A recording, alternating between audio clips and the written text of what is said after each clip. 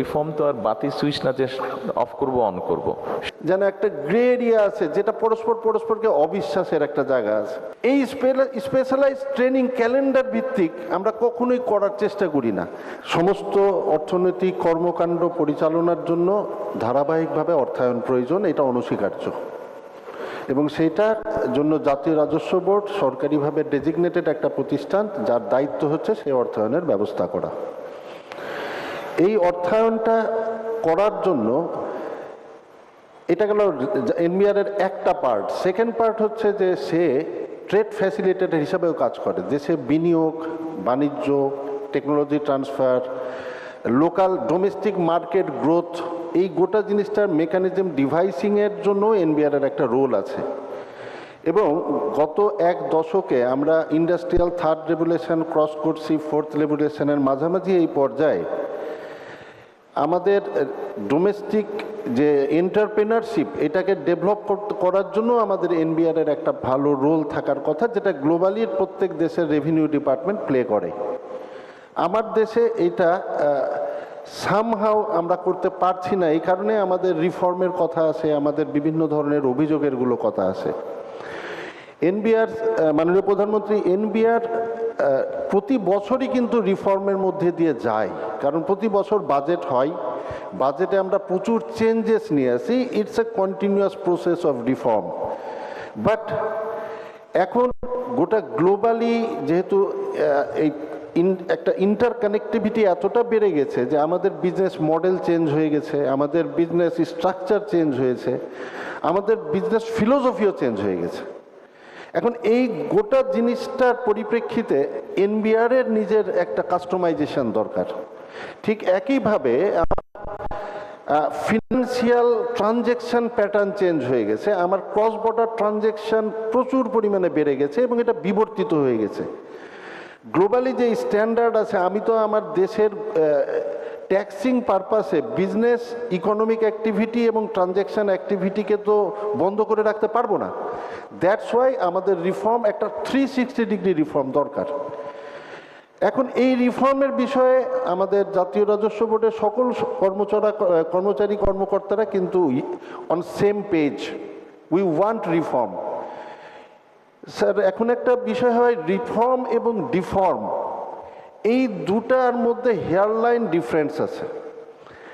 একটা রিফর্ম, একটা প্রতিষ্ঠানের রিফর্মের জন্য সচরাচর ব্যাপারে দেখা যায় যে 6-7টা পিলার এবং প্রতিটা পিলারের এগেস্টে 7-8টা কম্পোনেন্ট, ইন টোটাল 35-40টা কম্পোনেন্ট নিয়ে একটা রিফর্ম ম্যাট্রিক্স তৈরি করা হয়। এবং এই ম্যাট্রিক্স, রিফর্ম ম্যাট্রিক্সটা গ্র্যাজুয়ালি প্রায়োরিটি ভিত্তিতে short term, mid term, long টার্মে এটাকে মিট করা হয়। আমি একটা এক্সাম্পল দিতে পারি স্যার, যেমন আমাদের অপারেশনাল যদি পিলারের যদি আমি তার ম্যাট্রিক্সটা চিন্তা করি, স্যার আমাদের রিফর্মে আমরা অ্যাডমিনিস্ট্রেটিভ যে বটলনেক আছে, আমাদের যে হিউম্যান রিসোর্স অপটিমাইজেশনের জন্য আমরা কি ডাইরেক্ট এই রেভিনিউ অ্যাডমিনিস্ট্রেশনটা, এটা কি ডাইরেক্ট ট্যাক্স, ইনডাইরেক্ট ট্যাক্সের যে গতানুগতিক ফিলোসফি সেটাতেই থাকবো, নাকি গত 20 বছরে আপ টু থাইল্যান্ড থেকে শুরু করে যদি আমি যেতে থাকি, যেতে যেতে জাপান পর্যন্ত যাই, এবং একই সাথে আমি যদি দক্ষিণে পশ্চিমে যেতে থাকি, most of the European countries, এরা এখন ডাইরেক্ট এই রেভিনিউ অ্যাডমিনিস্ট্রেশনটাকে ডাইরেক্ট ট্যাক্স এবং ইনডাইরেক্ট ট্যাক্স ভাবে চিন্তা না করে ডোমেস্টিক ট্যাক্স এবং কাস্টমস এইভাবে চিন্তা করে। তো এইটাতে যাব না কোনটাতে যাব? We need analysis and data driven and facts driven things. এটা গেলে একটা ইস্যু স্যার। সেকেন্ড ইস্যুটা হচ্ছে যে আমাদের একটা করদাতাদের সাথে আমাদের রেভিনিউ ডিপার্টমেন্টের অফিসারদের কোনো এক জায়গাতে যেন একটা গ্রে এরিয়া আছে, যেটা পরস্পরকে অবিশ্বাসের একটা জায়গা আছে। এটা আমাদেরও ভালো লাগে না। তা বিইং এ পলিসি, আমি যেহেতু পলিসিতে কাজ করি এবং বোর্ডে বিভিন্ন ডেস্কে আমি কাজ করতে গিয়ে আমি দেখছি যে স্যার আসলে ইস্যুটা আমাদের এন্ডে, কারণ বিজনেস অ্যাক্টিভিটি ইট বিকাম সো অ্যাডভান্স, ইট বিকাম সো কমপ্লিকেটেড, যে আমাদের এটাকে কোপ আপ করার জন্য যে কন্টিনিউয়াস ট্রেনিং দরকার, এবং এই ট্রেনিং কিন্তু গতানুগতিক ট্রেনিং, স্পেশালাইজড ট্রেনিং, এই স্পেশালাইজ ট্রেনিং ক্যালেন্ডার ভিত্তিক আমরা কখনোই করার চেষ্টা করি না। আমরা অ্যাডহক ভিত্তিতে ট্রেনিং করি এবং এই ট্রেনিংটাতে আর যাই হোক অফিসারকে ওই পরিমাণ মেন্টাল কনফিডেন্স দেয় না যে সে আসলে out of the box having in the purview of the law he can do any type of legal decisions. একই সাথে আমাদের করদাতার এন্ডে আমরা দেখছি যে ওই এন্ডেও আসলে এক নলেজ গ্যাপ আছে এবং এইটার ফলে আসলে হাউ টু মানে get out of this quagmire situation.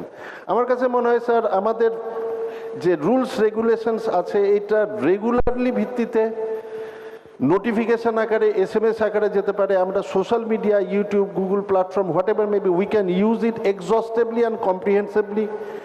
এগুলোকে এক্সস্ট করতে হবে। আমাদের এডুকেশন সিস্টেমে যদি আমরা এটাকে অ্যাকোমোডেট করি, এইভাবে যদি করি স্যার এই গ্যাপটা আমাদের পূরণ হবে। ধন্যবাদ স্যার আপনার ধৈর্য ধরে শোনার জন্য। আসসালামু আলাইকুম স্যার। বাংলাদেশ জিন্দাবাদ। জি ধন্যবাদ আপনার মতামতের জন্য। তবে আমার কাছে মনে হয়েছে আপনার সবগুলো আপনার মতামতটা শুনে যে আপনার আসলে মতামত এবং প্রশ্নের ভিতরেই বোধহয় আপনার উত্তরটা আপনি নিজেই দিয়ে দিয়েছেন খুব সম্ভবত। রিফর্মের কথা বলেছেন, দেখুন রিফর্ম তো আর বাতি সুইচ না যে অফ করব অন করব। স্বাভাবিকভাবে সূর্যের আলো যেরকম ধীরে ধীরে উঠতে থাকে, রিফর্মটাও গ্র্যাজুয়ালি হবে, নাহলে মানুষ কোপ করতে পারবে না। আর অন্য যে বিষয়টা আপনি বললেন গ্রে লাইন একটা আছে, এটার দায়িত্ব মনে হয় গ্রে লাইনটাকে মুছে দেওয়ার দায়িত্ব আমি যতটুকু বুঝি এটা আপনাদের পক্ষ থেকে নিতে হবে, এই উদ্যোগটা আপনাদেরকে নিতে হবে। আর আরেকটা বিষয় গেল যেটা বিভিন্ন প্রশিক্ষণ বা ট্রেনিংয়ের যে বিষয়টা আপনি বললেন, উল্লেখ করলেন, আমি মনে করি যে এটাও উদ্যোগ এনবিআর এটা গ্রহণ করতে পারেন।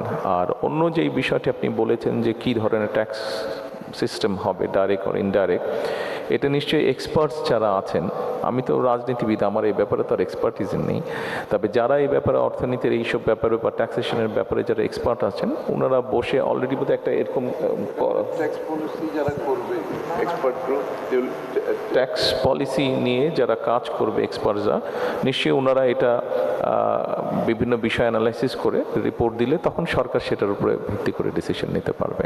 Thank you.